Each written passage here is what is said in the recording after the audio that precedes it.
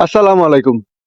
যেহেতু সামনে আমাদের নির্বাচন, তো সব দলই বিভিন্ন ধরনের প্রতিশ্রুতি দিচ্ছেন যে ভোটারদেরকে বা মন গলানোর জন্যে। তো আমরা যারা রাজনীতি করি না বা আমজনতা রয়েছি, আমরা চাইবো যে সুন্দর সুশৃঙ্খল একটা বাংলাদেশ।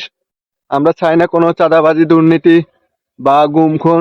আমরা চাই সুন্দর করে এ দেশে বসবাস করতে। তো সেই লক্ষ্যে আমরা কোনো কার্ড বা কোনো তেমন অফার চাই না।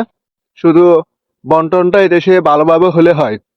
কেউ 10,000 টাকা নিয়ে যাবে, কেউ 1 টাকাও পাবে না। অসহায় হতদরিদ্র গরিব দুঃখী মানুষেরা তাদের সুবিধা থেকে বঞ্চিত হবে, এমন কিছু আমরা চাই না। তো যারা আসুন না কেন, পরবর্তী সরকার গঠন করলে শুধু বলবেন না যে আপনাদের দলীয় লোকেরা শুধু আপনাদের ভোট দিছে। এদেশে যারা রাজনীতি করে না তারাও আপনাদেরকে ভোট দিবে।